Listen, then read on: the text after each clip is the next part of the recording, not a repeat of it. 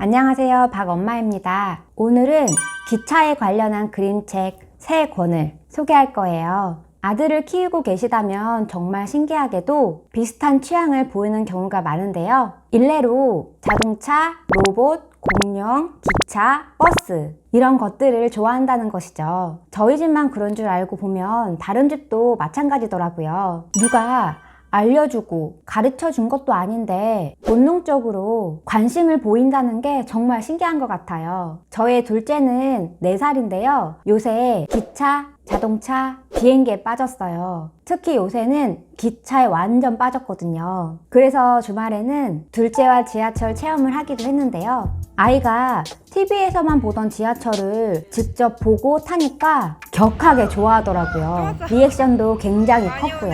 지금과 같이 뭐 하나에 꽂혀 있을 때 그 관심사를 자연스레 책으로 연결시켜 보자는 생각이 들더라고요. 그래서 기차에 관련된 그림책을 물색을 하다가 3권의 책을 도서관에서 빌려와 봤어요. 다행히도 그 중에서 한 권을 둘째가 너무 좋아하더라고요. 둘째가 어떤 책을 좋아했는지는 뒤에 가서 소개할게요. 이러면 더 봐주시려나? 첫 번째 책은요, 빵 기차를 타요입니다. 이 책은 이미 기차 관련된 그림책으로 유명한 책이더라고요. 검색을 해보면 리뷰들이 굉장히 많더라고요. 어떤 책인가요? 산골 기차역에서 출발해서 바닷가 마을 기차역까지 가는 여정을 그리고 있는데요. 그냥 보여주는 게 아니에요. 여기서 책의 포인트 정리해 볼게요. 터널을 지나면 새로운 풍경들이 계속 나오는 구성이 반복된다는 거예요. 여기 구멍 보이시죠? 이 구멍을 통해서 눈 덮인 산골 마을을 달리다가 터널을 지나면 들판이 보이고 또 터널을 지나면 산맥들이 펼쳐진 풍경을 보여주는 시기예요. 이렇게 터널을 지나면서 달라진 계절을 짠 하고 보여줍니다. 그래서 기차가 터널을 지날 때마다 다음엔 뭐가 나올까 하면서 아이와 대화를 하면서 이 책을 봤어요.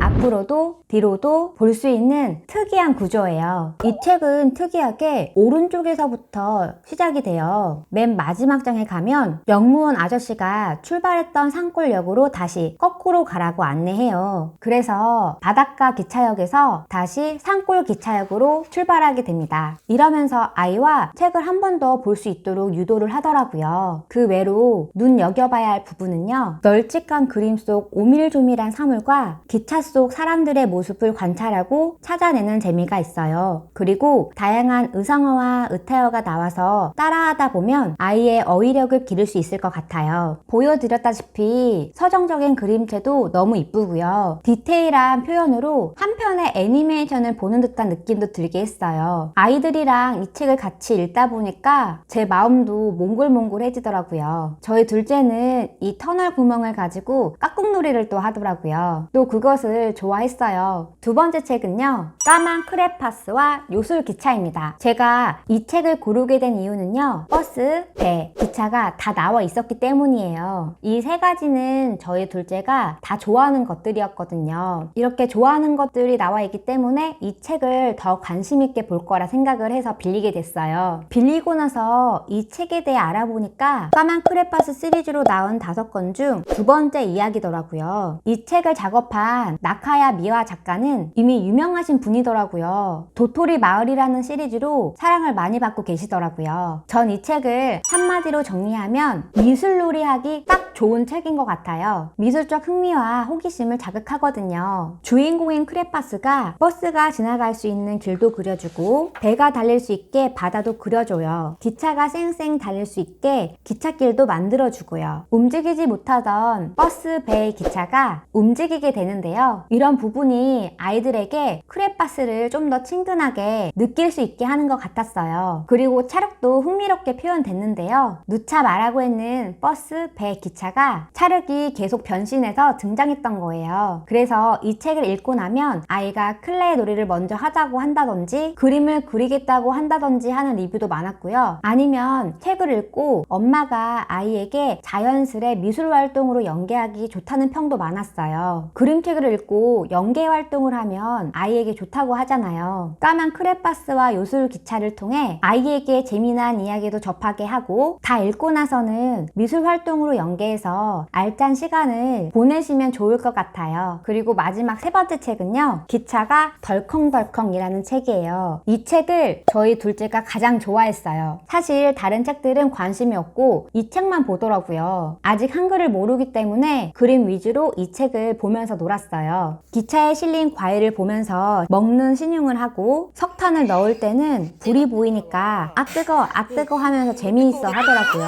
연기를 내뿜는 부분에서도 아 뜨거 이렇게 하면서 놀고요. 그래서 고양이들이 석탄을 넣을 때마다 엄청 좋아하더라고요. 막판에는 석탄을 넣었던 곳에 구운 옥수수를 먹을 요량으로 옥수수를 넣는데요. 그만 뻥 터지면서 팝콘이 눈처럼 내려요. 그때는 안 돼 하며 적극적으로 표현하더라고요. 기차가 덜컹덜컹이란 이 책은 기차 외로도 아이들에게 재미적인 요소를 제공하는 것 같아요. 방금 말씀드린 둘째의 반응처럼 아이가 즐거워했으니까요. 뭐 이건 아이마다 다르긴 하겠지만요. 오늘 기차에 관련된 그림책 3권을 소개를 해봤는데요. 3가지 책 중에서 아까 말씀드린 대로 이 마지막 책 기차가 덜컹덜컹이란 책만 좋아했어요. 3가지 책 중에서 한 권이라도 애가 마음에 들어하니까 다행이더라고요. 지 에스더 작가님의 엄마표 책 육아라는 책에는 이런 말이 나와요. 아이가 좋아하고 아이 취향에 맞는 그림책을 고르기 위해서는 계속 실수하고 시행착오를 거치면서 발견할 수밖에 없다고요. 엄마가 아무리 검색을 하고 정보를 모으면서 어렵게